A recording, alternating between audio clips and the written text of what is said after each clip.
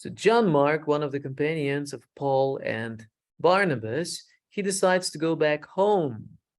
Now, Paul isn't happy about it. Barnabas says, God be with you, John Mark, but Paul isn't happy. John Mark is homesick, he says. John Mark is a quitter. It's a long journey and he's worried about his mother. I have no time for those who turn aside from God's work. He's too strict. This gospel of forgiveness we preach, yes, should we not practice it also? Then later, sometime later, Paul and his companions felt it was time to travel again, this time returning to all those cities in Asia. Let's see how our new brothers and sisters in Christ are doing. They decided to travel. Wonderful, says Barnabas. I was thinking the same thing. John Mark will join us. Now, this time, John Mark wants to join them after a while, but Paul is not happy about it. Have you still not forgotten my young cousin? Asks Barnabas. My opinion of John Mark is unchanged. He deserted us. And so this disagreement caused Paul to go and travel alone, and Barnabas and John Mark travel without Paul. But God used their unfortunate conflict to spread his word still further. With the church's blessing, they set out again. Barnabas sailed west to Cyprus with John and Mark, and Paul went another way. See, everybody has disagreements, everybody has conflicts, nobody's perfect. This is what the lesson is about today, a disagreement. Let's read. We have a few hands raised. One hand. Rayendra is not there today. That's why his hand is not raised. Hitash or who? Atara? Which one of you will be reading today?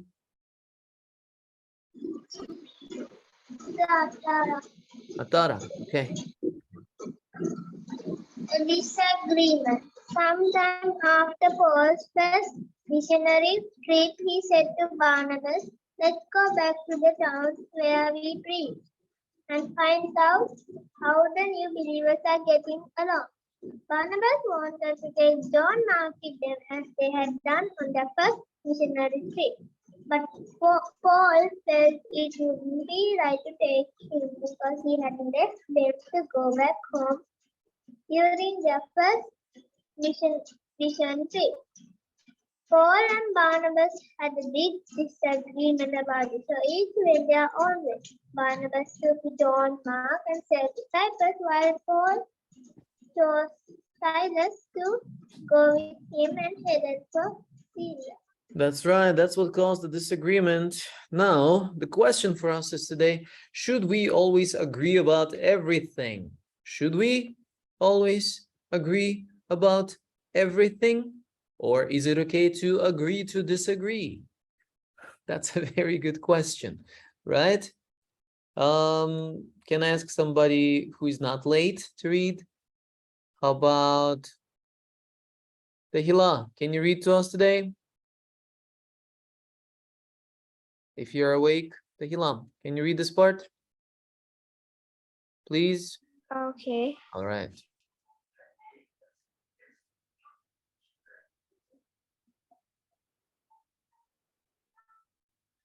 Start, please.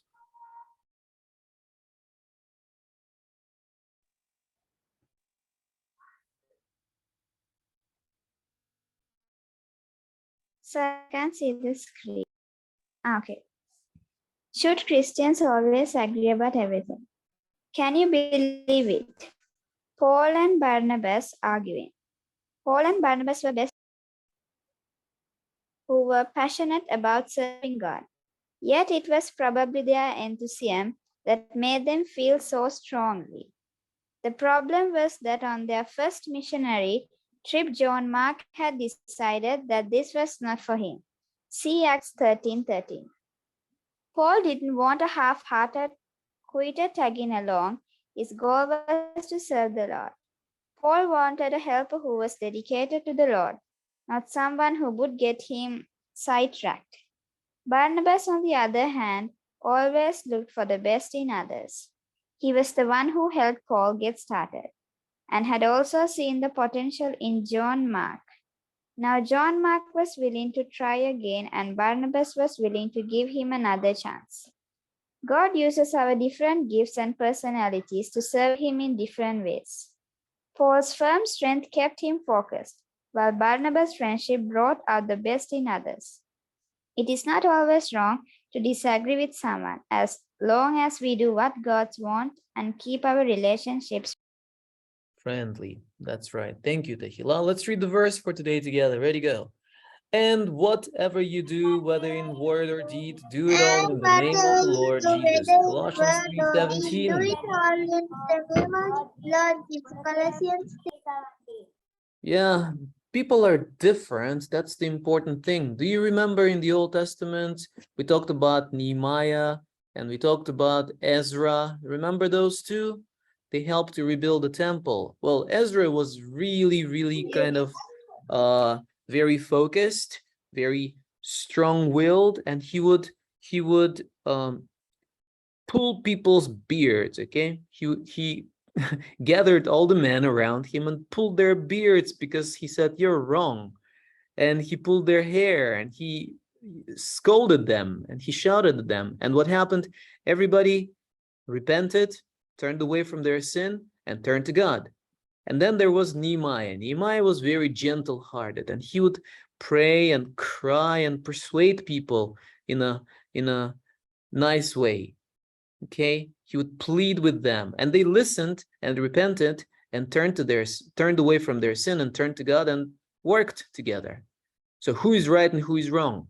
Nobody's right, nobody's wrong. I guess nobody's wrong, but everybody's right. Okay, there is no right way of doing things. God can use anybody. He can use Ezra kind of people. He can use Nehemiah kind of people. He can use Paul, who was very strong-willed and very focused, and he wouldn't have any room for weaknesses. And he can also use Barnabas, the one who accepts others and tries to give them second chances. He says, it's okay if you fail once. It's okay. God is a God of second chances. So God can use everybody who is willing to serve him. There's no right way of doing things. Again, Ezra's or Nehemiah's, whoever you are, God can use people. And sometimes we see different kinds of leadership. We see people like Ezra's. We see people like Nehemiah's. Does it make one person better and the other person wrong or worse? It doesn't. Okay? As long as the work is done, as long as the target is achieved, it makes those people good leaders. We shouldn't criticize one and like the other better. You know what I'm saying? Do you understand what I'm saying? Yeah, we shouldn't compare them. Sometimes we shouldn't like of course we like we have personal preferences. We like somebody who is kinder to us. That happens, but it doesn't make one person better than the other. It doesn't make one person a better leader than the other. That's what I'm saying. And that's why we should never criticize leadership skills. Like different people have different leadership skills. Different people lead in different ways. Some are like Ezra, scolding and forcing people to do the work. And some people are like Nehemiah, pleading and being gentle. Both accomplished God's will. Both moved people to do his work, to do the work for God. That's what I'm saying. It's easy for us to criticize and say, oh, this person is better, that person is worse. I don't like what he's doing. I like what that person is doing. But it's wrong. If we compare and judge, then we are the ones who are sinning. That's why we should never judge. We should never compare. At least that's my life motto, not to judge people based on their leadership skills. God can use anyone. That's all from me today. I'm talking a little bit long, not too long, but okay. Would you like to add anything?